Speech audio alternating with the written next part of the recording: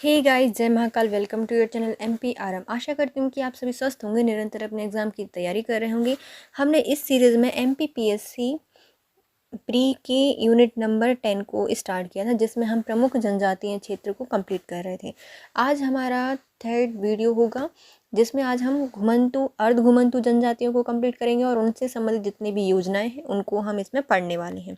यदि आप हमारे चैनल पर नए हैं और अभी तक चैनल सब्सक्राइब नहीं किया है तो प्लीज़ गाइस पहले चैनल सब्सक्राइब कीजिए, वीडियो को लाइक कीजिए, कमेंट कीजिए और अपने प्यारे प्यारे फ्रेंड्स के साथ शेयर कीजिए। चलिए स्टार्ट करते हैं। घुमंतु जनजाति। घुमंतु और अर्ध घुमंतु समुदाय वे होते हैं जो एक ही जगह पर नहीं रहते, बल्कि एक जगह से दूसरी जगह आते जाते रहते हैं। ऐतिहासिक रूप से घुमंतु और जो गैर अनुसूचित जनजातियों के पास कभी भी निजी जमीन या घर नहीं रहा है। तो हम देखते हैं जो घुमंतु और जो अर्ध घुमंतु जनजाति होती हैं वो क्या होते हैं, जो एक जगह पर स्थिर होकर नहीं रहती। पहली बात तो उनके पास तो ज़मीन ही नहीं है, दूसरी बात और ये एक जगह से दूसरी जगह घूमते रहते हैं। तो ऐतिहासिक रूप से भी इनके पास ज़मीन जायदाद नहीं थी, कुछ निजी नहीं था, इसलिए ये यहाँ वहाँ घूमते रहते हैं। मध्य प्रदेश में 51 अनुसूचित जनजातियों को विमुक्त घुमक्कड़ अर्ध घुमक्कड़ जनजातियों के रूप में मान्यता दी गई है। इनमें से 21 विमुक्त जनजातियां हैं, 23 घुमक्कड़ और अर्ध घुमक्कड़ जनजातियां हैं। देखो हमारे मध्य प्रदेश में जो 51 जनजातियां हैं उनको विमुक्त घुमक्कड़ अर्ध घुमक्कड़ जनजातियों के रूप में मान्यता दी गई है। उनमें से भी विमुक्त और अर्ध घुमक्कड़ कितनी हो गई, तो 21 हैं विमुक्त, दो में से एक क्या है, विमुक्त है जनजाति, और 30 कितनी है, घुमक्कड़ और अर्ध घुमक्कड़। 30 हैं घुमक्कड़ अर्ध घुमक्कड़, और 21 कितनी है, मतलब 21 जनजातियाँ कैसी हैं, वो हैं विमुक्त जनजातियाँ। और पूरी आती है हमारी 51 जनजातियाँ हैं जो कि विमुक्त घुमक्कड़ अर्ध घुमक्कड़ जनजातियों के रूप में मान्यता प्राप्त है। इन जनजातियों की प्रमुख समस्या शैक्षणिक पिछड़ापन, आर्थिक रूप से विपन्नता और घुमक्कड़ प्रवृत्ति होने के कारण स्थायी आवास ना होना है। तो जो हमारी जनजातियां हैं मुख्य रूप उनकी समस्या क्या है, तो इनके पास शैक्षणिक पिछड़ापन है, मतलब ज़्यादा पढ़ते लिखते नहीं है, आर्थिक रूप से विपन्न है, मतलब ज़्यादा संपत्ति या फिर उनका अच्छा रोज़गार नहीं है, कुछ भी स्थिर रोज़गार नहीं है, और घुमक्कड़ प्रवृत्ति है, मतलब घूमती जानती रहती हैं। क्यों? क्योंकि इनके पास स्थायी निवास नहीं है। यदि स्थायी निवास हो जाएगा तो वहाँ पे स्कूल शिक्षा मिलने लगेगी इनको, तो शैक्षिक पिछड़ापन कम हो जाएगा। वहीं पर कुछ आर्थिक गतिविधियाँ होने लगेंगी तो आर्थिक रूप से भी संपन्न हो जाएंगे और घुमक्कड़ प्रवृत्ति भी नहीं बचेगी। तो ये इनकी मुख्य समस्याएं हैं। हम इनको फिर से देखते हैं। देखो हमारी घुमंतु जनजाति क्या होती है और अर्ध घुमंतु जनजाति क्या है। इन एक जगह पर स्थिर नहीं रहती, यहाँ जगह वहाँ जगह, हर एक जगह से दूसरी जगह जाती रहती हैं। यह घुमंतु गैर अनुसूचित जनजातियों के पास कभी भी निजी ज़मीन या घर नहीं रहा है। इनमें 51 जनजातियाँ आती हैं जो कि विमुक्त घुमक्कड़ अर्ध घुमक्कड़ जनजातियाँ हैं मध्य प्रदेश में। इनमें से जो 21 जनजातियाँ हैं वह विमुक्त जनजातियाँ हैं और जो 30 हैं वह घुमक्कड़ अर्ध घुमक्कड़ जनजातियाँ हैं। इन जनजातियों की मुख्य समस्या क्या है, यह शैक्षिक पिछड़ापन है, इनके पास आर्थिक रूप से विपन्नता है, घुमक्कड़ प्रवृत्ति होने के कारण इनका स्थायी निवास नहीं है। अब आती है हमारी घुमंतु जनजातियों के विकास हेतु सरकार क्या प्रयास कर रही है। तो भारत के हृदय प्रदेश में विमुक्त घुमक्कड़ अर्ध घुमक्कड़ जनजातियों के विकास एवं कल्याण हेतु मध्य प्रदेश सरकार की अधिसूचना दिनांक 22 जून 2011 द्वारा पृथक विमुक्त घुमक्कड़ अर्ध घुमक्कड़ जनजाति कल्याण विभाग का गठन किया गया। तो मध्य प्रदेश सरकार भी बहुत सारे प्रयास कर रही है इनके लिए। घुमक्कड़ अर्ध घुमक्कड़ जो विमुक्त जनजातियां हैं उनके लिए एक कल्याण विभाग बना दिया। तो दो तुम ले जाओ, दो तुम ले जाओ, मतलब दोनों जगह मत घूमो, तुम भी अच्छे से 2 गज जमीन तुम लो, 2 गज जमीन तुम लो, एक बार बोल दिया, एक बार, है ना। तो 2011 22 जून 22 जून मतलब कितने जनों को दिया है, 2 जनों को। जून एक बार बोल दिया, 2011 क्या बना दिया इन्होंने, घुमक्कड़ अर्ध घुमक्कड़ विमुक्त जनजाति कल्याण विभाग बनाया है। इन जनजातियों की उपरोक्त समस्या को दूर करने के लिए इन्हें एक स्थान पर आवासीय सुविधा देने हेतु प्रधानमंत्री आवास योजना के अंतर्गत प्रति हितग्राही को 1.5 लाख रुपए तक का अनुदान दिया गया है। तो जो हमारी जनजातियाँ हैं उनके पास स्थायी निवास तो है नहीं, घुमक्कड़ अर्ध घुमक्कड़ हैं, तो इनके लिए प्रधानमंत्री आवास योजना के तहत कितना का लाभ दिया गया है, 1.5 लाख का अनुदान दिया गया है। विमुक्त जाति बस्तियों में सीसी रोड, नाली, पेयजल इत्यादि अधोसंरचना के निर्माण हेतु भी बस्ती विकास योजना संचालित की जा रही है। मतलब जो उनकी बस्ती है, जो वहाँ पर ये रहते हैं, उनका ही विकास किया जा रहा है। वहाँ पे सड़कें बनाई जाएंगी, रोडें बनाई जाएंगी, नालियाँ, पेयजल की सभी सुविधाएं उपलब्ध कराई जाएगी। किसके तहत? बस्ती विकास योजना के तहत। इन बस्तियों में विद्युत व्यवस्था हेतु विद्युतीकरण योजना भी संचालित की जा रही है। जो ये बस्तियां हैं, इनमें क्या है? विद्युत व्यवस्था के लिए विद्युतीकरण योजना एवं कृषि कार्य हेतु विमुक्त घुमक्कड़ अर्धघुमक्कड़ जनजातियों के कृषकों में कुएं और विद्युत लाइनों की व्यवस्था की योजना भी संचालित की जा रही है। तो जो हमारी जनजातियां हैं, उनके लिए, उनकी रहने की समस्या को दूर करने के लिए, स्थायी आवास देने के लिए प्रधानमंत्री आवास योजना के अंतर्गत इनको 1.5 लाख रुपए दिए जा रहे हैं। विमुक्त और जो अर्धघुमक्कड़ जनजातियां हैं, इनकी जो बस्तियां हैं, उन वहाँ पर सीसी रोड बनाई जाएगी, नाली, पेयजल सुविधा दी जाएगी। किसके तहत? बस्ती विकास योजना के तहत। इनकी बस्तियों में विद्युत व्यवस्था हेतु विद्युतीकरण किया जाएगा विद्युतीकरण योजना के तहत। और कृषि कार्य के लिए विमुक्त घुमक्कड़ अर्धघुमक्कड़ जनजातियों के कृषकों में जो कुएं हैं, विद्युत लाइन व्यवस्था की योजना भी यहाँ पर संचालित की जा रही है। इन जनजातियों के बच्चों का शैक्षणिक पिछड़ापन दूर करने की दृष्टि से कक्षा पहली से लेकर आगे तक की पढ़ाई के लिए विभिन्न स्तर की छात्रवृत्ति विभाग द्वारा समेकित छात्रवृत्ति योजना के अंतर्गत स्कूली शिक्षा विभाग के माध्यम से प्रदान की जाएगी। जो हमारे जनजातियां हैं, ये जो घुमक्कड़ अर्धघुमक्कड़ जनजातियों की, उनके शैक्षणिक पिछड़ापन को दूर करने के लिए हम इनको क्या करेंगे? पहली कक्षा से लेकर जो आगे तक की जितनी पढ़ाई है, वहाँ पर छात्रवृत्ति विभाग द्वारा इनके लिए समेकित छात्रवृत्ति योजना अंतर्गत इनको स्कूली शिक्षा विभाग के माध्यम से प्रदान की जा रही है। साथ ही जो आवासीय सुविधाएं हैं, जैसे विमुक्त जनजातियों के छात्रावास हो गए, आवास हो गए, सामुदायिक कल्याण केंद्र का संचालन भी किया जा रहा है। इनके लिए जो आवासीय सुविधाएं हैं, छात्रावास, आवास, सामुदायिक कल्याण केंद्र का संचालन किया जा रहा है। इसमें निःशुल्क आवास, भोजन, शयन सामग्री, पेयजल, विद्युत सुविधा, खेलकूद सामग्री, पुस्तकालय आदि सुविधाएं भी प्रदान की जा रही हैं। इनको निःशुल्क आवास, भोजन, शयन सामग्री, पेयजल, विद्युत सामग्री, विद्युत सुविधा, खेलकूद सामग्री और पुस्तकालय सुविधाएं भी उपलब्ध कराई जा रही हैं। आवश्यकता अनुसार जो विमुक्त घुमक्कड़ और जो अर्धघुमक्कड़ जनजाति बाहुल क्षेत्र है, वहाँ पर नवीन छात्रावास, आवास संचालन की कार्यवाही भी विचाराधीन है। तो वहाँ पे क्या बनाए जाएंगे? नए छात्रावास बनाए जाएंगे और आश्रम का संचालन भी यहाँ पर किया जाएगा।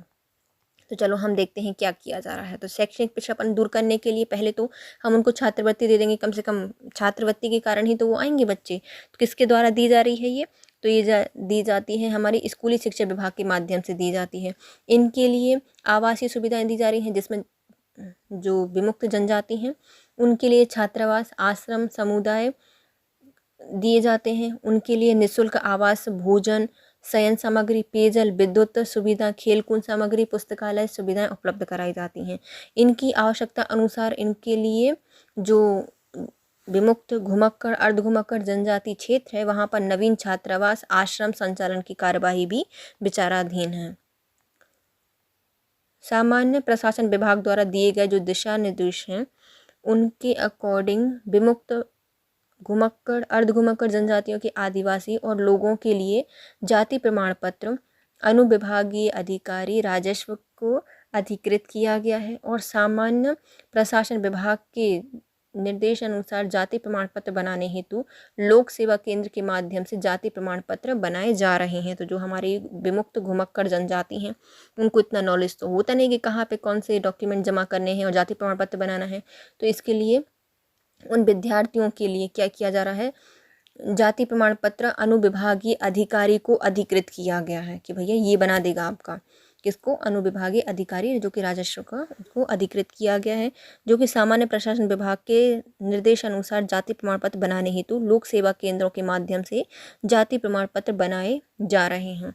तो विमुक्त अर्धघुमक्कड़ घुमक्कड़ जनजाति समुदाय के उत्थान के लिए और शिक्षा समाज सेवा के क्षेत्र में उत्कृष्ट कार्य करने वाले इन सभी वर्गों के समाज सेवकों को पुरस्कृत करने की योजना भी संचालित की जा रही है। विभाग द्वारा विमुक्त घुमक्कड़ अर्धघुमक्कड़ जनजातियों की कठिनाइयों की जानकारी बेस लाइन सर्वे से प्राप्त करके नवीन योजनाएं बनाने की कार्यवाही भी की जाएगी। देखो, जो हमारे विमुक्त, घुमक्कड़, अर्धघुमक्कड़ जनजाति हैं, उनके लिए भी कुछ NGO वगैरह होते हैं, समाज सेवक होते हैं। वो क्या करते हैं, उनका काम करते रहते हैं, मतलब उनको शिक्षा प्रदान करना, उनकी समाज सेवा करना, ऐसे काम करते हैं। तो उनके लिए भी क्या किया जाता है, पुरस्कृत किया जाता है, जैसे कि और लोगों को बढ़ावा मिला और वो भी इस काम में अपना हाथ आजमाएं या फिर योगदान दें। तो उनकी जो कम कठिनाइयाँ हैं किनकी, घुमक्कड़, अर्धघुमक्कड़ जनजातियों की कठिनाइयों को जानकारी प्राप्त करने के लिए हम बेसलाइन सर्वे प्राप्त करते हैं और उनके लिए अलग अलग योजनाओं का क्रियान्वयन करते हैं। फिर आती है हमारी विमुक्त, घुमक्कड़, अर्धघुमक्कड़ जनजातियों के श्रमिकों और फेरी वालों के लिए अलग से पहचान पत्र बनाए हैं।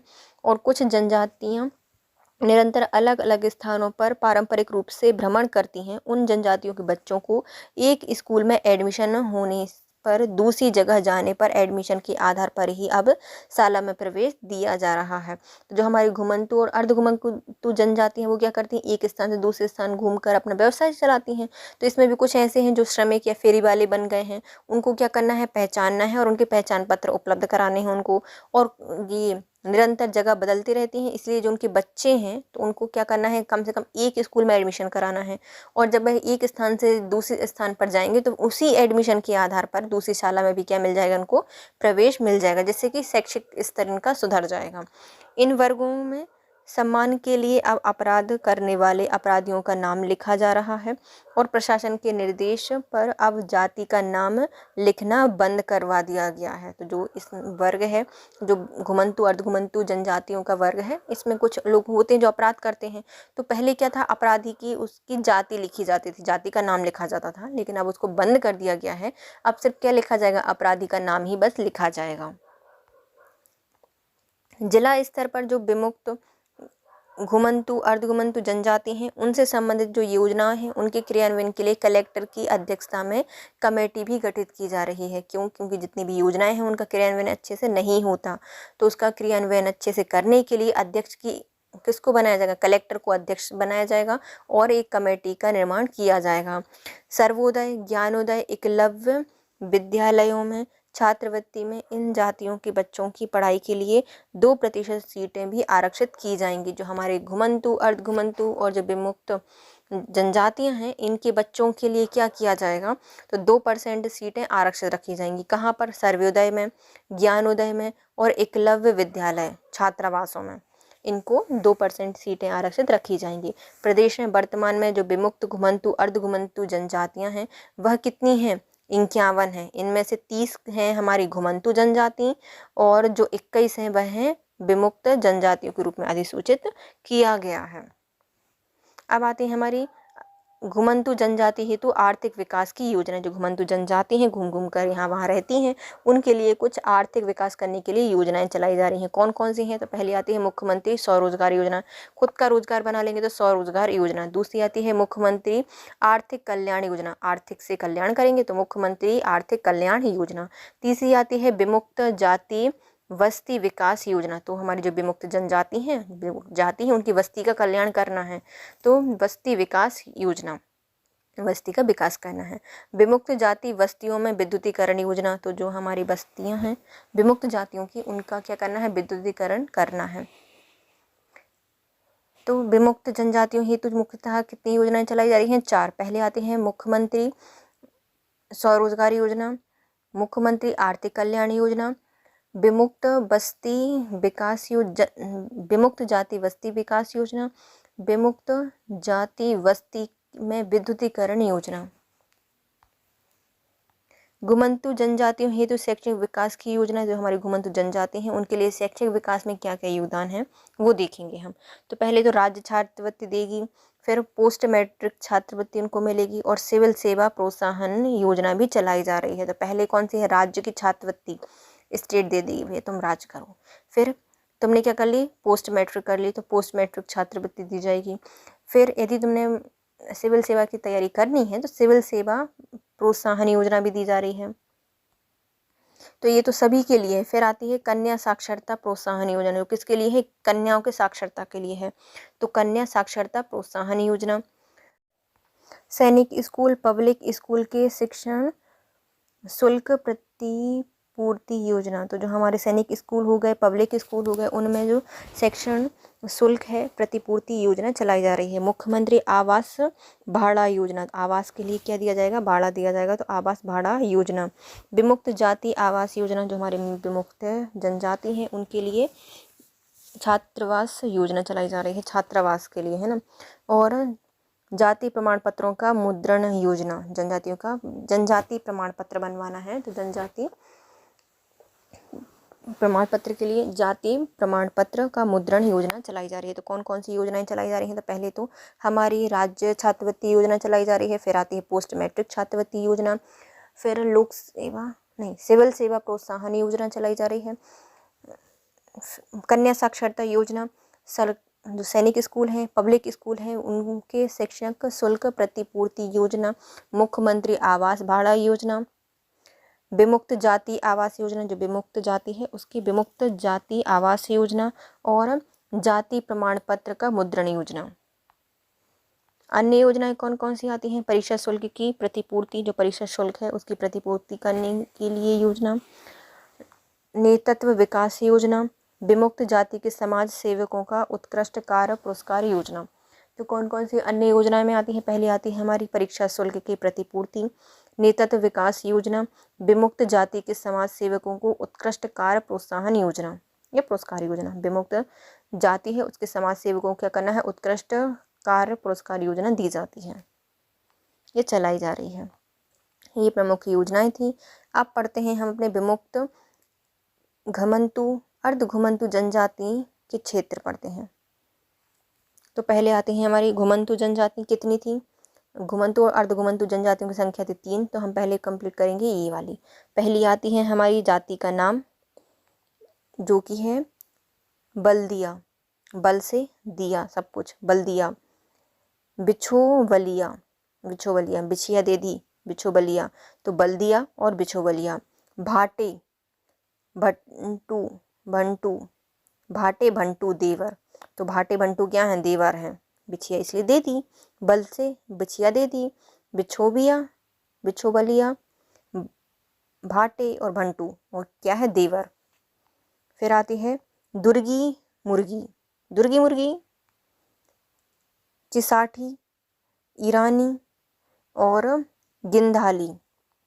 चलो भैया स्मृति यहाँ पे नहीं है, वरना उसको भी हम लोग घुमंतु अर्ध घुमंतु बोल देते। स्मृति ईरानी, ईरानी भी क्या है हमारी यहाँ की अर्ध घुमंतु जनजाति है।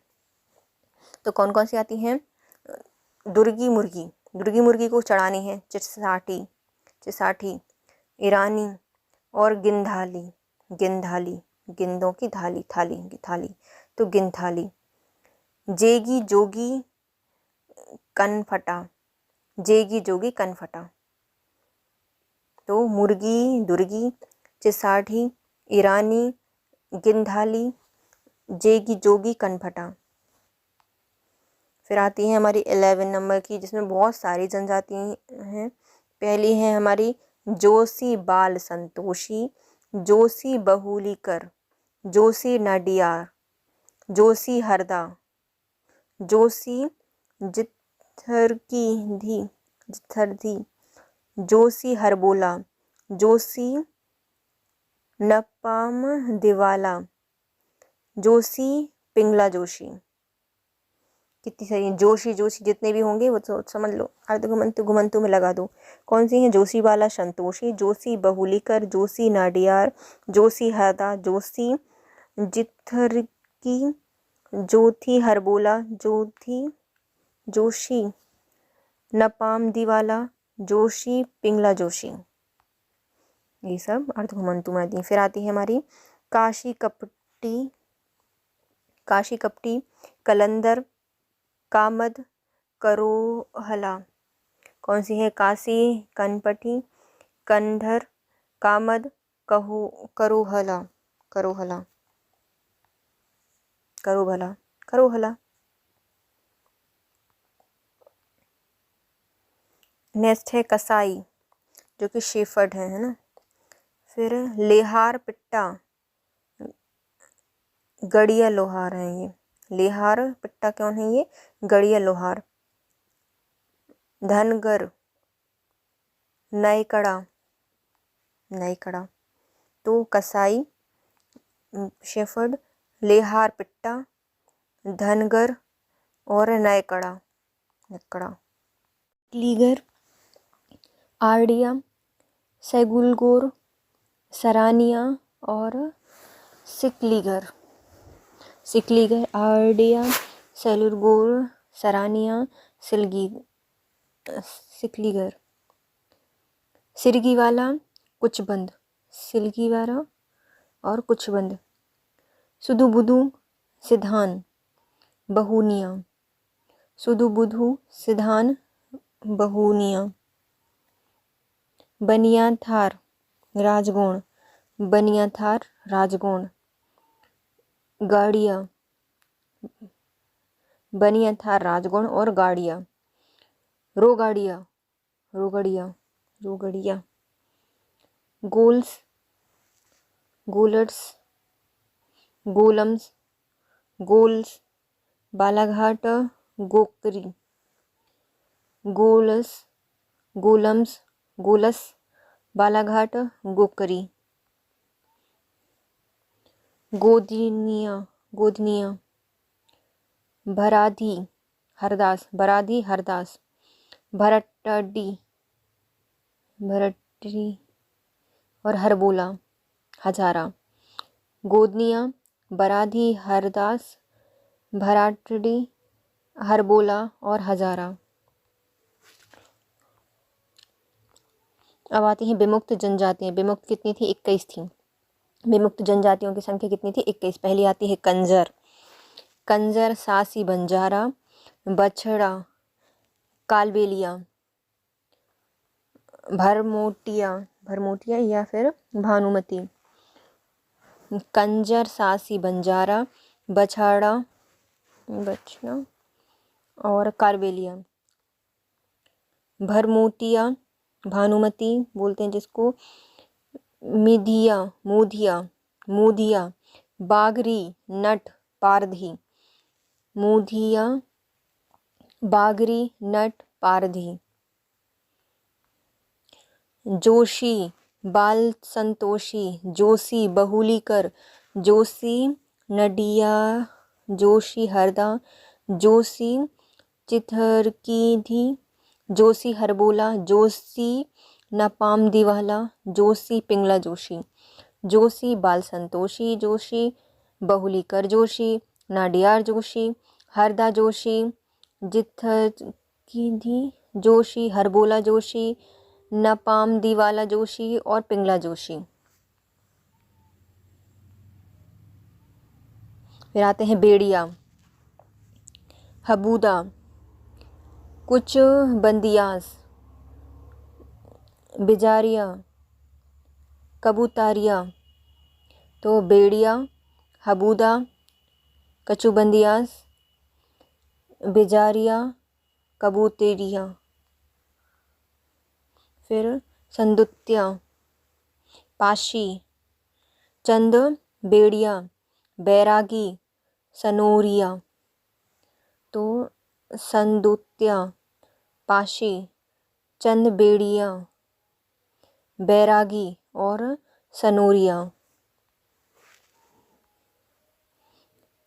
अब आते हैं मध्य प्रदेश राज्य में विमुक्त, घुमक्कड़, अर्ध घुमक्कड़ जातीय अभिक्रमण।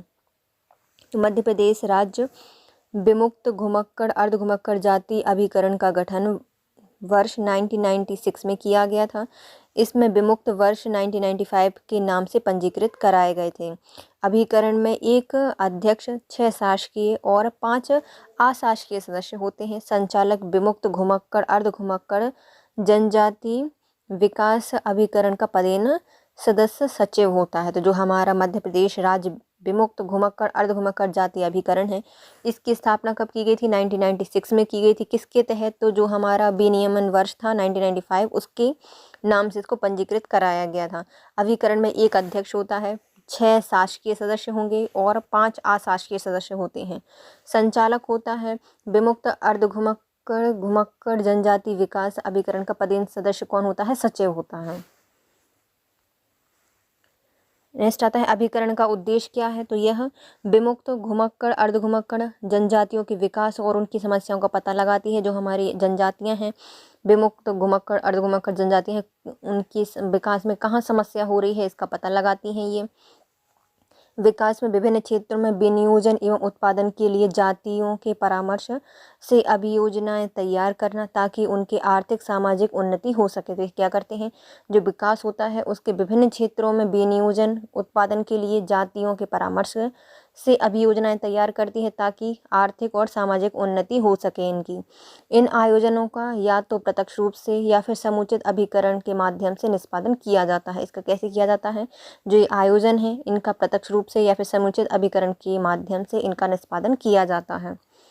नेक्स्ट आती हैं जनजाति कल्याण के लिए प्रमुख योजनाएं। जो हमारी जनजाति हैं उनके कल्याण के लिए राज्य सरकार और केंद्र सरकार के द्वारा कुछ योजनाएं चलाई जा रही हैं, हम उनको देखेंगे। मध्य प्रदेश सरकार ने आदिवासी आबादी के कल्याण के लिए कई सामाजिक आर्थिक योजनाओं को प्रारंभ किया है। इनमें कुछ महत्वपूर्ण योजनाएं इस प्रकार है। पहले आती है आर्थिक योजना, जो कि पैसे वगैरह देंगी या फिर आर्थिक विकास करेंगी, उन्नति करेंगी। तो पहली है हमारी अंत्योदय योजना।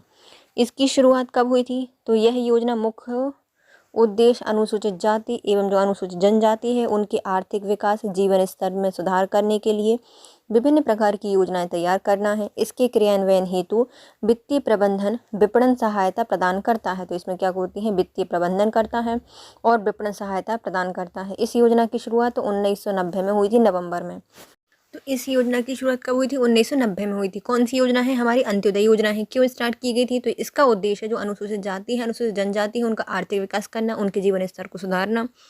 उसके लिए कुछ योजनाएं तैयार करना, उनका क्रियान्वयन करना, उनको वित्तीय प्रबंधन एवं विपणन के लिए सहायता प्रदान करना। कब स्टार्ट की गई थी, 1990 में इसकी शुरुआत की गई थी, नवंबर 1990।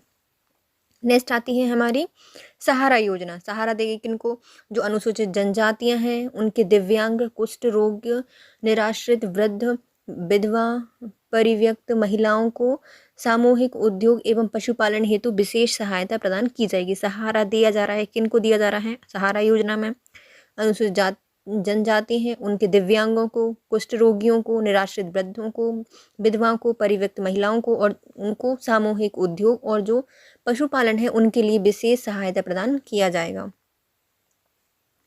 सहारा योजना में।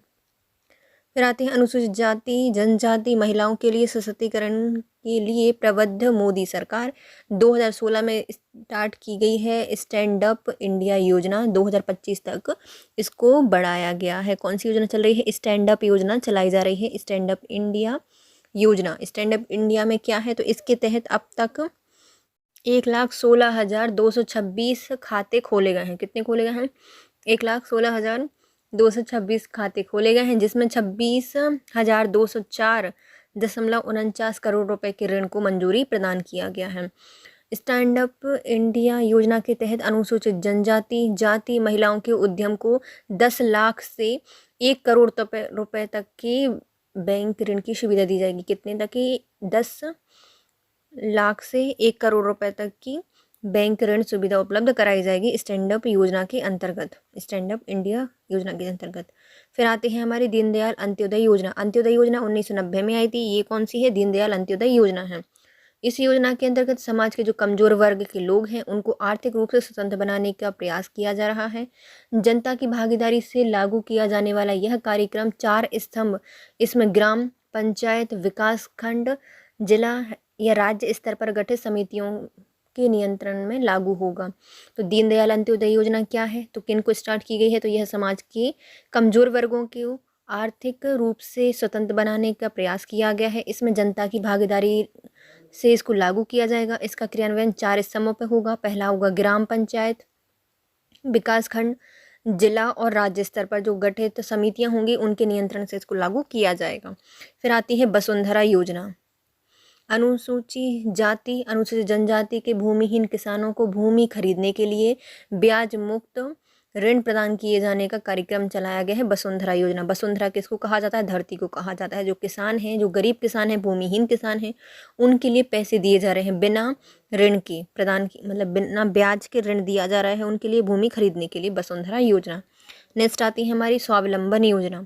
इसमें क्या है, अनुसूचित जाति अनुसूचित जनजाति के जो निर्धन युवक हैं उनको दुकान खोलने से संबंधित योजना है। कौन सी है, स्वावलंबन योजना, मतलब खुद स्वावलंबी हो जाएंगे। तो अनुसूचित जाति अनुसूचित जनजाति के जो निर्धन युवक हैं उनको दुकान खोलने से संबंधित योजना है स्वावलंबन योजना। फिर आती है हमारी मधुबन योजना। इस योजना के अंतर्गत आधुनिक तकनीक से डेयरी फार्म, दूसरे पशुपालन का विकास फार्म स्थापित किया जा रहा है, जिनमें सामुदायिक आधार पर अनुसूचित जातियों के हितग्राहियों द्वारा संचालित किया जाएगा, चलाया जाएगा। तो कौन सा है, मधुबन योजना है। मधुबन, वन में कौन जाते हैं, हमारे जानवर जाते हैं, पशुपालन करते हैं जब, तो वन में लेके जाते हैं ना अपने गाय भैंस वगैरह को, है ना। तो यह योजना किसके लिए चलाई जा रही है, जो आधुनिक तरीके से डेयरी फार्म है, दूसरे जो पशुपालन विकास फार्म है उनको स्थापित किया जाएगा। इन्हें सामुदायिक आधार पर अनुसूचित जनजातियों के हितग्राहियों द्वारा संचालित किया जाएगा, मधुबन योजना। फिर आती है रफ्तार योजना। अनुसूचित जाति जनजाति के श्रमिकों को संगठित करके यातायात समितियां बनाई जाएंगी, जिसमें ट्रक बस खरीदने के लिए अनुदान दिया जाएगा। तो रफ्तार लोगों में आ जाएगी, रफ्तार किससे, ट्रक और बस खरीदने से। अनुसूचित जाति अनुसूचित जनजाति के जो श्रमिक वर्ग हैं उनको संगठित करके यातायात समितियां बनानी है और उनको ट्रक बस खरीदने के लिए क्या करना है, अनुदान देना है। नेक्स्ट आती है हमारी बनजा योजना। इस योजना का उद्देश्य आदिवासी लघु वन उपज पर आश्रित श्रमिकों को उनके निवास के निकट ही लघु उद्योगों में लाभप्रद रोजगार दिलाना है। तो कौन सी है, बनजा योजना है। तो वन में जो उपजेगा उससे उद्योग स्थापित करने हैं या फिर उससे लाभ कमाना है। तो इस योजना का उद्देश्य क्या है, जो ऐसे आदिवासी जो कि वन उपज पर आश्रित रहते हैं उन श्रमिकों को निवास के निकट ही लघु उद्योग से लाभप्रद रोजगार दिलाना है। नेक्स्ट आती है हमारी अंत्योदय स्वरोजगार योजना। अंत्योदय स्वरोजगार योजना, यह भी गरीबी रेखा से नीचे जीवन यापन करने वाले जो अनुसूचित जनजाति हैं उनके रोजगार के लिए बेरोजगार लोगों को स्वयं का रोजगार स्थापित करने के लिए अधिकतम 35,000 रुपये के बैंक ऋण के रूप में उपलब्ध कराने का प्रावधान है। इसमें कोई लागत का 50% या अधिकतम 5,000 रुपये अनुदान के रूप में प्रदान किया जाएगा।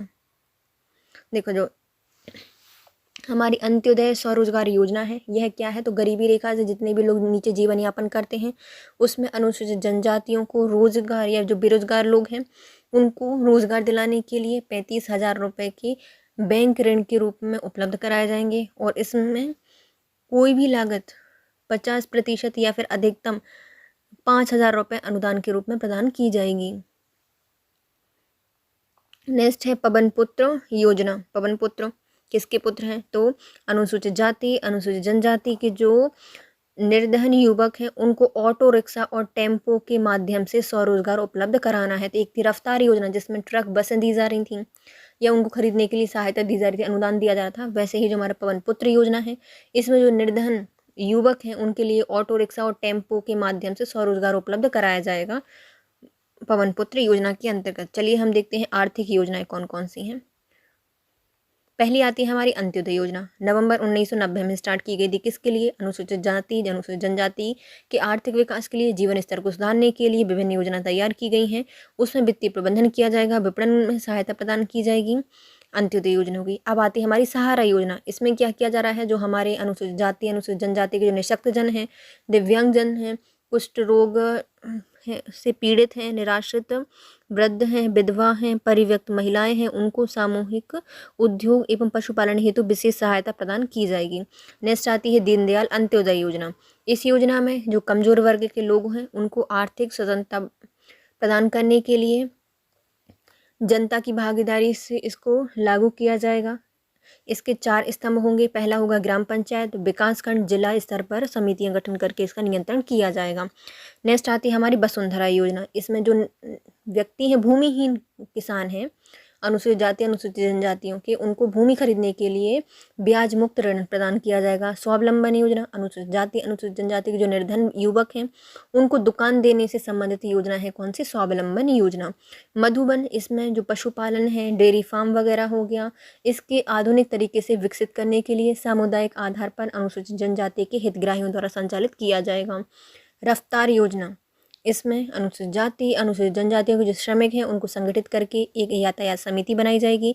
इसमें उसको ट्रक और बस खरीदने के लिए अनुदान दिया जाएगा।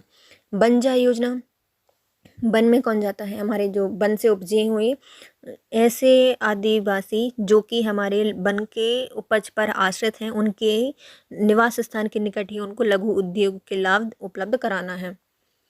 फिर आता है हमारा अंत्योदय स्वरोजगार योजना।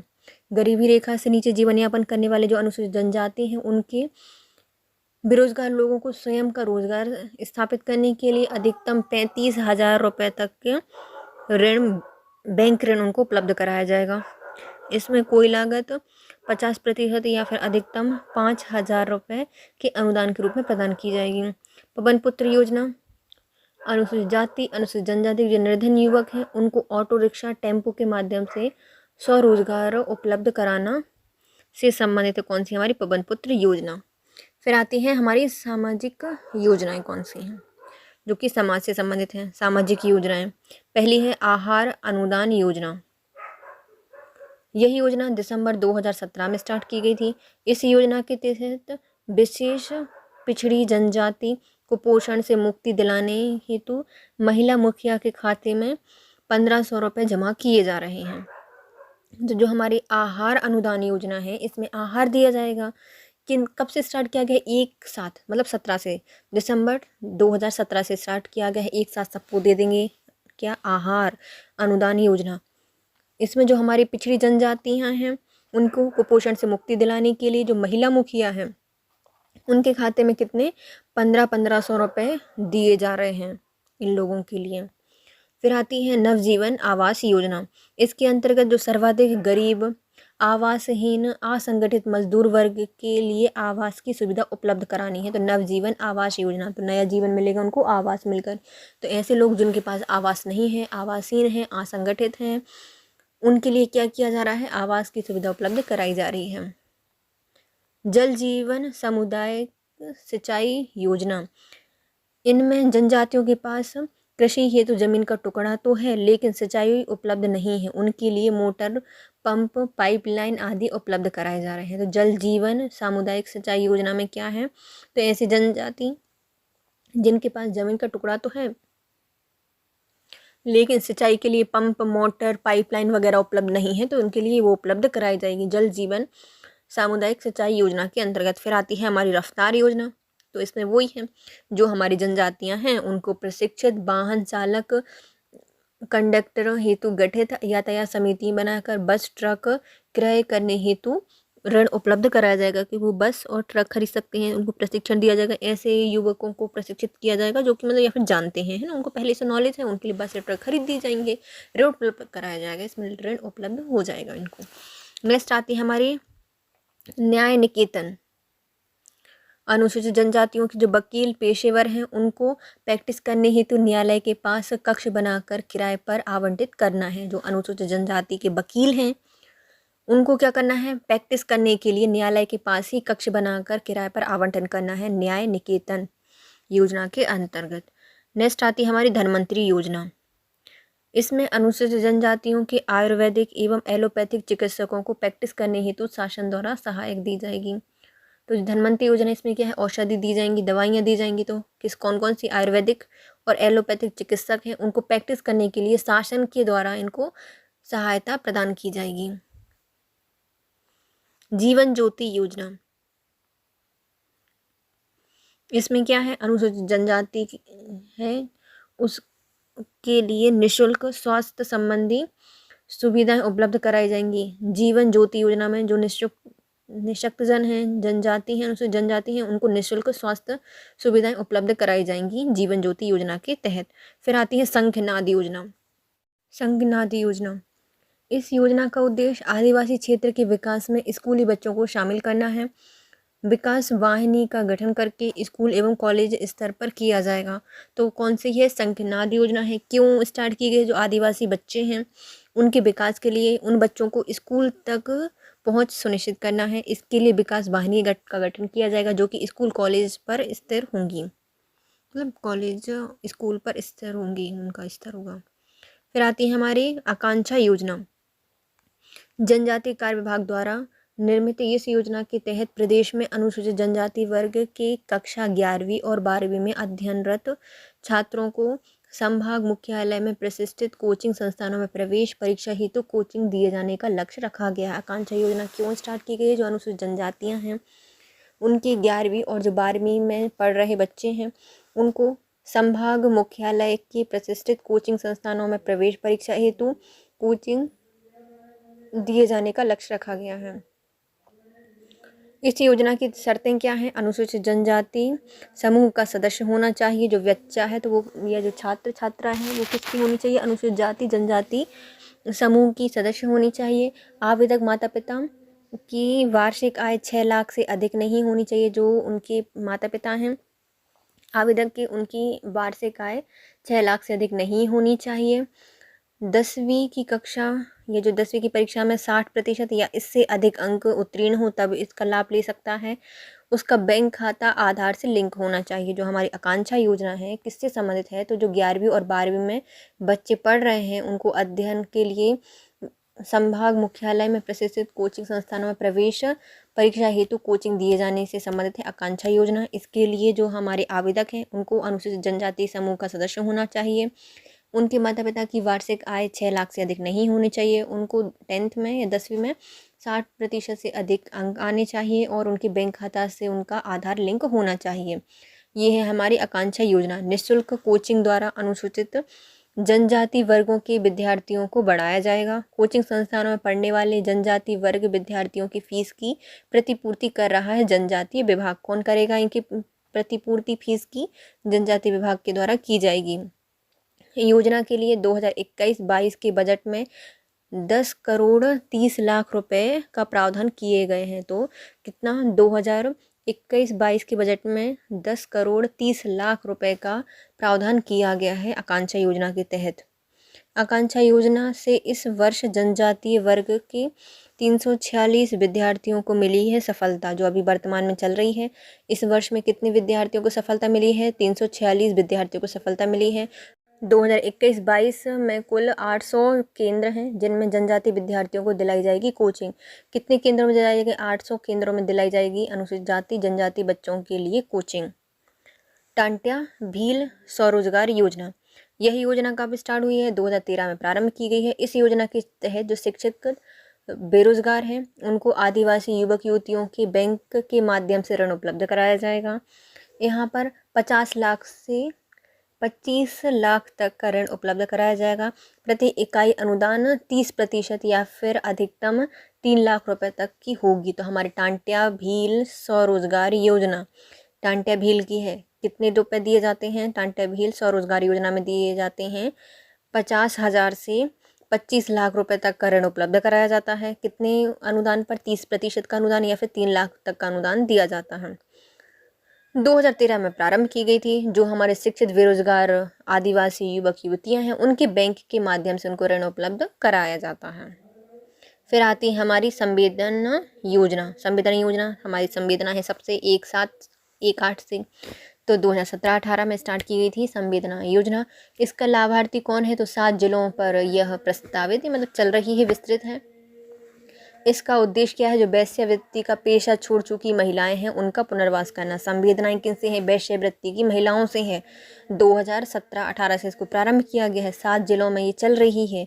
वेश्यावृत्ति का जो पेशा करने वाली महिलाएं या छोड़ चुकी महिलाएं हैं उनका पुनर्वास कराना इसका मुख्य उद्देश्य है। फिर आती है राज्य अन्नपूर्णा योजना। अन्न को पूर्ति होगी। 1999 में प्रारंभ किया गया था। इस योजना का उद्देश्य क्या है? अनुसूचित जाति अनुसूचित जनजाति समूह के जो छोटे और जो सीमांत किसान हैं उनको बीज उपलब्ध कराना है। तो राज्य अन्नपूर्णा योजना 1999 में अनुसूचित जाति अनुसूचित जनजाति के समुदाय के छोटे सीमांत किसान हैं उनको बीज उपलब्ध इसमें कराया जा रहा है। फिर आती है सामूहिक विवाह योजना। 1985 से स्टार्ट की गई थी। योजना का उद्देश्य क्या है? जो लड़कियां हैं उनकी शादियों के लिए वित्तीय सहायता देना। सामुदायिक विवाह योजना स्टार्ट 1985 से। जो हमारी गरीब महिलाएं हैं लड़कियां हैं उनकी शादी के लिए वित्तीय सहायता उपलब्ध कराना है। फिर आती है हमारी अरुणिमा योजना। इस योजना का उद्देश्य क्या है? स्वास्थ्य के बारे में जागरूकता फैलाना एवं स्वास्थ्य केंद्रों का प्रबंधन प्रदान करना है। तो अरुणिमा योजना क्या है? अरुणिमा योजना का संबंध है स्वास्थ्य से। स्वास्थ्य के बारे में जागरूकता फैलाना है और स्वास्थ्य केंद्रों का प्रबंधन करना है। नेक्स्ट आती है हमारी जवाली योजना। शुरुआत कब की गई है? 1992 से 1993 में जवाली योजना की शुरुआत की गई है। लाभार्थी है इसमें ग्वालियर, शिवपुरी, गुना, राजगढ़, रतलाम, मंदसौर, उज्जैन जिले। योजना का उद्देश्य क्या है? जो वेश्यावृत्ति की गतिविधियों में लिप्त महिलाएं हैं उनका कल्याण करना है। जवाली योजना और जो हमारी संवेदना योजना थी वो भी इन्हीं से संबंधित थी। और ये जवाली योजना भी 1992 से 1993 में चल रही है। किससे संबंधित है? तो हमारे ग्वालियर, शिवपुरी, गुना, राजगढ़, रतलाम, मंदसौर, उज्जैन से संबंधित है। वेश्यावृत्ति की गतिविधियों में लिप्त जो महिलाएं हैं उनके कल्याण से संबंधित है जवाली योजना। हम देखते हैं अब हमारी सामुदायिक जनजाति समुदाय के बेहतर स्वास्थ्य के लिए समर्पित है कदम कौन सा? राष्ट्रीय सिकल सेल एनीमिया उन्मूलन मिशन। राष्ट्रीय सिकल सेल एनीमिया उन्मूलन मिशन। 1 करोड़ आयुष्मान भारत कार्ड के वितरण किए जा चुके हैं नरेंद्र मोदी जी के द्वारा। फिर आती है हमारी पीएम जनमन योजना। पीएम जनमन योजना माननीय प्रधानमंत्री मोदी जी ने आदिवासी समुदाय एवं आदिम जनजातियों तक पहुंच के संकल्प के साथ 15 नवंबर 2023 को जनजातीय गौरव दिवस पर पीएम जनमन मिशन की शुरुआत की है। कब की है? तो 15 नवंबर 2023 को जनजातीय गौरव दिवस के अवसर पर नरेंद्र मोदी जी के द्वारा पीएम जनमन योजना की शुरुआत की गई है। जनमन योजना का विजन स्वास्थ्य, शिक्षा, आजीविका में अंतर को बांटकर पीवीटीजी की सामाजिक आर्थिक स्थिति में सुधार करना है। पीएम जनमन का मूल उद्देश्य पीवीटीजी परिवारों और वस्तुओं को बुनियादी सुविधा एवं स्वास्थ्य से संलिप्त करके विशेष रूप से कमजोर जनजाति समूह की सामाजिक आर्थिक स्थिति में सुधार करना है। तो जो हमारे पीएम जनमन योजना है इसका उद्देश्य क्या है? तो पहले देखते हैं इसकी शुरुआत कब हुई थी। जो जनजातीय गौरव दिवस है 15 नवंबर 2023 को इस समय मोदी जी के द्वारा इसको स्टार्ट किया गया था। क्यों स्टार्ट किया गया है? तो इसमें जो विज़न है वह स्वास्थ्य, शिक्षा, आजीविका के अंतर को बांटकर जो पीवीटीजी मतलब विशेष पिछड़ी जनजाति है उनकी सामाजिक आर्थिक स्थिति में सुधार करना इनका मुख्य लक्ष्य है। इसमें उद्देश्य क्या है? जो पीवीटीजी परिवार हैं उनकी बस्तियों को बुनियादी सुविधाओं एवं सेवाओं से संलिप्त करना है। कमजोर जनजाति समूहों को आर्थिक और सामाजिक स्थिति में सुधार करना है। पीएम जनमय योजना से संबंधित है। फिर आती है हमारी कन्या साक्षरता प्रोत्साहन योजना। अनुसूचित जाति, अनुसूचित जनजाति की कन्याओं को साक्षर बनाने के लिए स्टार्ट की गई है कन्या साक्षरता प्रोत्साहन योजना। क्यों? जो हमारी जनजाति हैं, जातियां हैं अनुसूचित, उनकी कन्याओं को इसमें शिक्षित या साक्षर बनाने का लक्ष्य रखा गया है। जल जीवन मिशन। अनुसूचित जाति, अनुसूचित जनजाति के जो कृषक हैं उनके लिए सिंचाई सुविधा लाई गई है। तो जल जीवन मिशन में क्या है? अनुसूचित जाति, अनुसूचित जनजाति के जो कृषकों के लिए सिंचाई सुविधा उपलब्ध कराई गई है। मध्य प्रदेश विकास योजना। योजना 2011-12 में स्टार्ट हुई थी। योजना का उद्देश्य क्या है? जो सरकारी कार्यक्रम है उनके क्रियान्वयन में जनजाति आबादी के प्रतिनिधियों की भागीदारी को बढ़ाना है। मध्य प्रदेश विकास योजना 2011-12 में प्रारंभ की गई थी। उद्देश्य क्या है? जो सरकारी कार्यक्रम है उनके क्रियान्वयन में जनजाति आबादी है उसके प्रतिनिधियों की भागीदारी को बढ़ाना है। फिर आती है हमारी गुरुकुलम केंद्र। शुरुआत 2016 में की गई है। उद्देश्य उच्च शिक्षा के लिए शहडोल, इंदौर, जबलपुर, भोपाल में आवासीय सुविधाएं उपलब्ध कराई जाएंगी। कौन सी है? गुरुकुलम केंद्र है, 2016 में प्रारंभ किया गया था। उच्च शिक्षा के लिए शहडोल, इंदौर, जबलपुर, भोपाल में आवासीय सुविधाएं उपलब्ध कराई जाएंगी।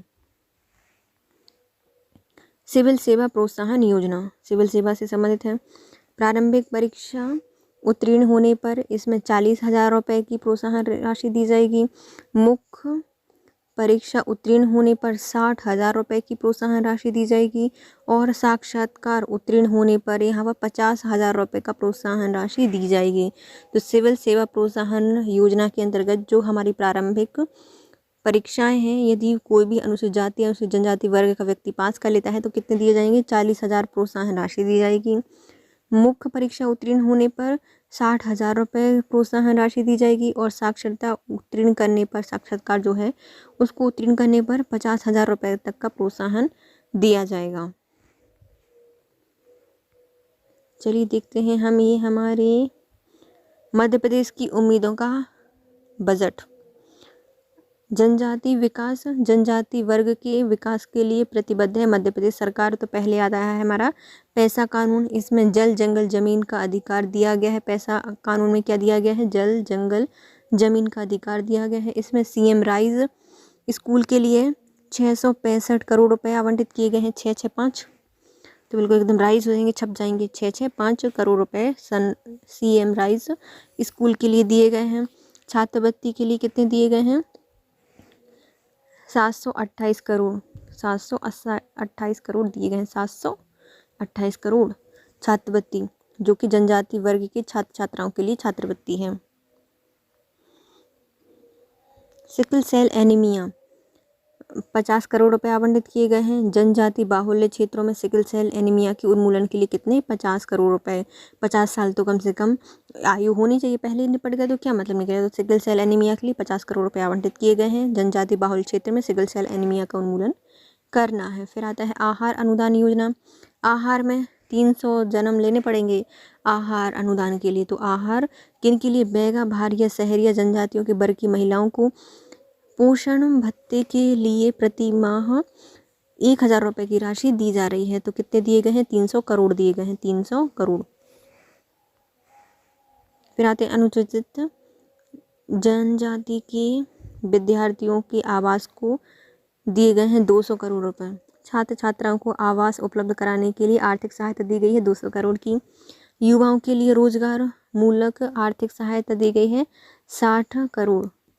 तो जो हमारे आवास हैं वो 1-2 रुपये में बनेंगे नहीं, तो कितने? 200 करोड़ चाहिए। तो आवास उपलब्ध कराने के लिए 200 करोड़ रुपए की आर्थिक सहायता दी गई है छात्र छात्राओं को। और जो हमारे युवा हैं उनको रोजगार मूलक आर्थिक सहायता देने के लिए 60 करोड़ कि इतना रोजगार उपलब्ध करा दोगे वो 60 साल तक तो कम से कम अच्छे से रोजगार कर सकें। 60 करोड़ रुपए दिए जा रहे हैं उनको। इसमें भगवान बिरसा मुंडा स्वरोजगार योजना चलाई जा रही है। मुख्यमंत्री अनुसूचित जनजाति विकास योजना, वित्त पोषण योजना चल रही है और टांटिया मामा आर्थिक कल्याण योजना चलाई जा रही है। कौन कौन सी योजनाएं चल रही हैं हमारे युवाओं को रोजगार देने के लिए? पहली आती है भगवान बिरसा मुंडा स्वरोजगार योजना। दूसरी आती है मुख्यमंत्री अनुसूचित जनजाति विकास परियोजना वित्त पोषण योजना। तीसरी आती है टांटिया मामा आर्थिक कल्याण योजना। कितने रुपए दिए जा रहे हैं? 600 करोड़ नहीं, 60 करोड़ रुपए दिए जा रहे हैं।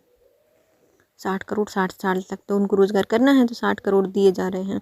फिर आती है हमारी वन अधिकार अधिनियम। इसमें इस अधिनियम के तहत वन के पट्टे दिए गए हैं। वन अधिकार अधिनियम के तहत देखो हम अपना बजट देख लेते हैं। पहले आता है हमारा पैसा कानून। इसमें जल जंगल जमीन का अधिकार दिया गया है। फिर आते हैं सीएम राइज, तो 665 करोड़ रुपए दिए गए हैं। छात्रवृत्ति योजना में 728 करोड़ रुपए आवंटित किए गए हैं। छात्र छात्राओं को छात्रवृत्ति दी जाएगी। सिकल सेल एनीमिया 50 करोड़ का आवंटन किया गया है। जनजाति बाहुल क्षेत्र में सिकल सेल एनीमिया का उन्मूलन करना है।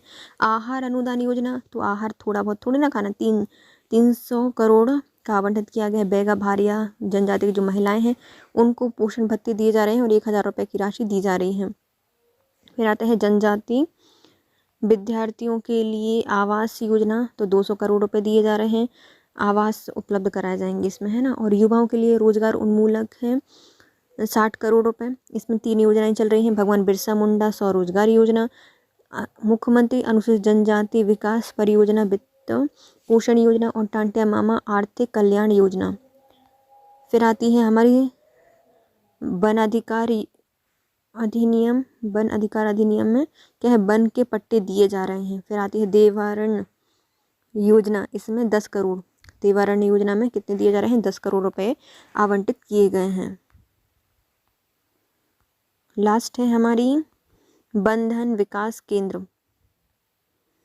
तो लघु वन उपज के संग्राहक द्वारा संग्रहित वन उपज का प्राथमिक उपचार कर सही मूल्य प्राप्ति करने के लिए वन धन विकास योजना विकास केंद्र के तहत ट्राइफेड द्वारा पहले चरण में 13 जिले में वन धन विकास केंद्र स्थापित किए गए हैं। तो वन धन विकास केंद्र किसके लिए है? तो जो लघु वन उपज है उसके संग्राहक द्वारा संग्रहित वन उपज का प्राथमिक उपचार पर सही मूल्य प्राप्त करने के लिए वन धन विकास योजना विकास केंद्र बनाए गए हैं, जिसमें ट्राइफेड द्वारा पहले चरण में 13 जिलों में वन धन विकास केंद्र स्थापित किए गए हैं।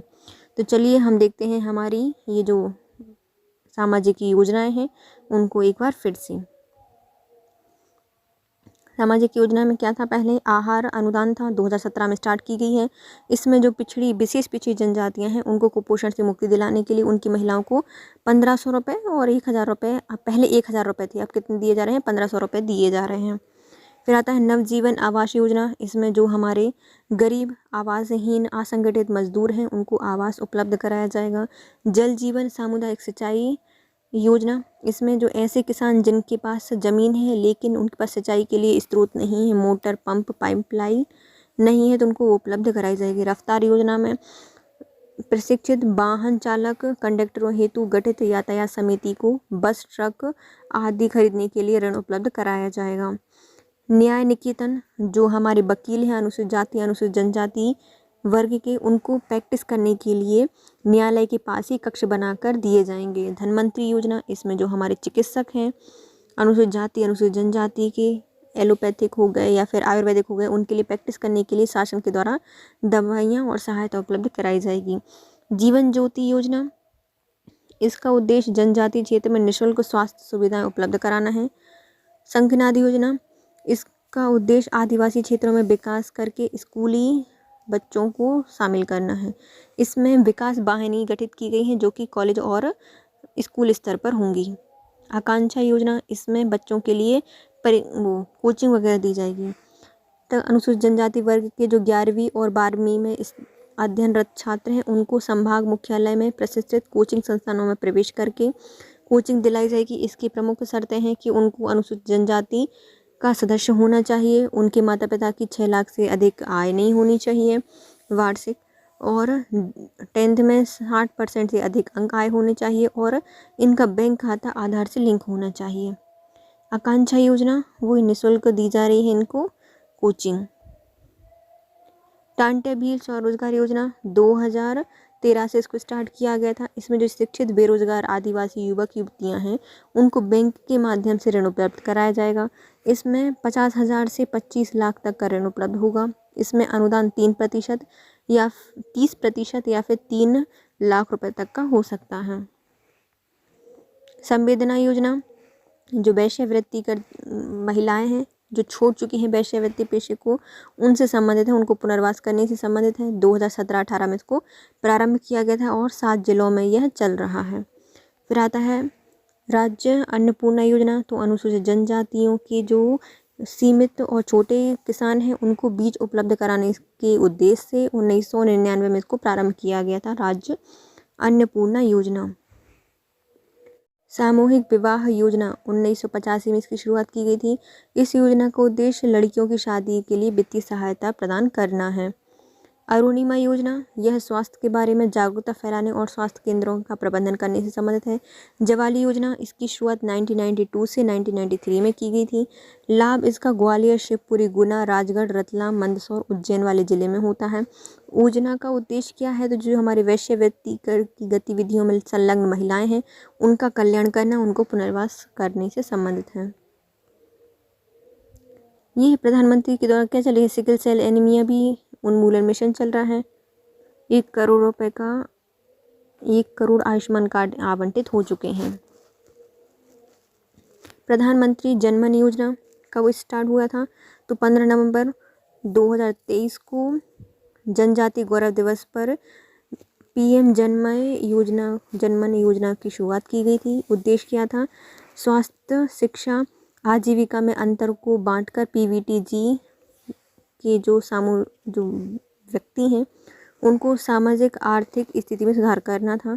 इसका उद्देश्य PVTG परिवार एवं बस्तियों को बुनियादी सुविधाएं और सेवा से संलिप्त कर की विशेष रूप से कमजोर जनजाति समूहों की सामाजिक आर्थिक स्थिति में सुधार करना है। कन्या साक्षरता प्रोत्साहन योजना, अनुसूचित जाति अनुसूचित जनजाति की कन्याओं को साक्षर बनाने के लिए इसको स्टार्ट किया गया है। जल जीवन योजना, इसमें जो हमारे किसान हैं अनुसूचित जाति अनुसूचित जनजाति को, उनको सिंचाई सुविधाएं उपलब्ध कराई जाएंगी। मध्य प्रदेश विकास योजना 2011-12 में स्टार्ट की गई थी। उद्देश्य क्या है, जो हमारे सरकारी कार्यक्रम हैं उनके क्रियान्वयन के लिए जनजातीय आबादी के प्रतिनिधियों की भागीदारी को बढ़ाना है। मध्य प्रदेश विकास योजना कब स्टार्ट की गई थी? 2011-12 में। कार्य उद्देश्य क्या है इसका? सरकारी कार्यक्रमों के क्रियान्वयन के लिए आदिवासी ये जनजाति है उनकी आबादी के प्रतिनिधि की भागीदारी को बढ़ाना है। गुरुकुलम केंद्र 2016 में प्रारंभ किया गया था। गुरुकुलम केंद्र उद्देश्य क्या है, तो उच्च शिक्षा के लिए शहडोल, इंदौर, जबलपुर, भोपाल में आवासीय सुविधाएं उपलब्ध कराना है। गुरुकुलम केंद्र 2016 में स्टार्ट किया गया था। उच्च शिक्षा के लिए शहडोल, इंदौर, जबलपुर, भोपाल में आवासीय सुविधाएं उपलब्ध कराना इसका मुख्य उद्देश्य है। सिविल सेवा प्रोत्साहन योजना, इसमें यदि प्रारंभिक परीक्षा उत्तीर्ण होते हैं तो 40,000 रुपये, मुख्य परीक्षा उत्तीर्ण की जाती है तो 60,000 रुपये और साक्षात्कार उत्तीर्ण करने पर 50,000 रुपये की प्रोत्साहन राशि दी जाएगी। बंधन विकास योजना, इसमें जो लघु वन उपज के संग्राहक द्वारा संग्रहित वन उपज है उसका प्राथमिक उपचार करके सही मूल्य प्राप्त करने के लिए बंधन विकास योजना विकास केंद्र के तहत ट्राइफेड द्वारा पहले चरण में 13 जिलों में बंधन विकास केंद्र स्थापित किए जा चुके हैं। अब देखते हैं हमारे मध्य प्रदेश का बजट, जो कि आदिवासी या जनजाति विकास के लिए प्रतिबद्ध था। पैसा कानून, जल जंगल जमीन का अधिकार दिया गया है। सीएम राइज में 665 करोड़ रुपए दिए गए हैं। छात्रवृत्ति में 728 करोड़ रुपए दिए गए हैं। सिकल सेल एनीमिया में 50 करोड़ रुपए का आवंटन किया गया है। और आहार अनुदान योजना में 300 करोड़ रुपए की बेगा भारी या शहरी जनजातियों की जो महिलाएं हैं उनको इसमें पोषण भत्ता दिया जाएगा। अनुसूचित जनजातियों के जो विद्यार्थी हैं उनको आवास के लिए 200 करोड़ रुपए आवंटित किए गए हैं। और युवाओं के लिए रोजगार के लिए 60 करोड़ रुपए आर्थिक सहायता दी गई है। 3 योजनाएं चल रही हैं। पहली आती भगवान बिरसा मुंडा स्वरोजगार योजना, मुख्यमंत्री अनुसूचित जनजाति विकास परियोजना वित्त पोषण योजना, टांट्या मामा आर्थिक कल्याण योजना। फिर आती है वन अधिकार अधिनियम, इस अधिनियम के तहत वन के पट्टे दिए जाएंगे। और देवारण्य योजना में 10 करोड़ रुपए का आवंटन किया गया है। इसके साथ हमारा आज का वीडियो होता है complete guys. If you like my video please share, subscribe and comment. Thank you so much guys, have a nice day.